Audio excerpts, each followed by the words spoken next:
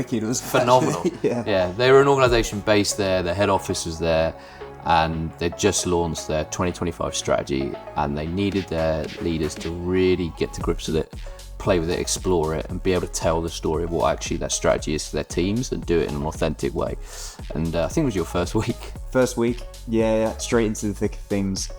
Awesome place, Camden. So much going on. Great place. Great. So many options to have different experiences there. So it was really cool. We kicked off at a cinema, Curzon Cinema, a little secret cinema place. They didn't know what was going on, didn't know what to expect. So it was quite nice when we surprised them with sweets, first of all, because who doesn't like a pick and mix, right? We didn't need an excuse to have a pick and mix, but we were in the cinema, so it made sense. And we had a lovely video of some of their senior leaders talking about their strategy, engaging them right at the start of the day, what it meant for them. They really set the tone nicely for the rest of the day. And it opens up the conversation about the actual strategy for 2025. Yeah, it does. And like you just said, it was my first learning experience that I actually saw face to face. And I think what came across for me, I remember, is kind of how things moved quite quickly. And, before we even blinked and it was midday because they'd been to the cinema, then they'd had conversations elsewhere, and then they'd gone back to the office just before lunch, and you could see how they were kept busy, kept stimulated, loads of good conversations. They had different stimulus from outside, so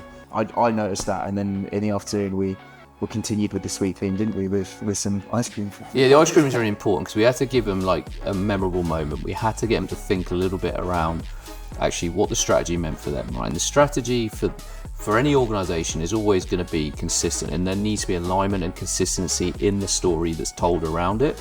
But the ice cream, importantly, was the little individual things they could add to it, because that represented how I, as an individual leader, with my authenticity, with my team, can flex it to the needs of what the audience actually requires, and that gave them a really nice metaphor and something to hold on to and work with during the afternoon. So yeah, we got some consistent messages, but then it was about the individual actually just going, right, what does that mean for me, and how do I flex that consistency of strategy to the team that I run and the people that, what do they need from me? So that was a really, really cool thing to do. And then we took them into the silent disco, right, where that was all about how do you tell the same story but maybe do it in a different way, all right? And we could switch channels and they could hear different parts of the music, same music but done in a different way.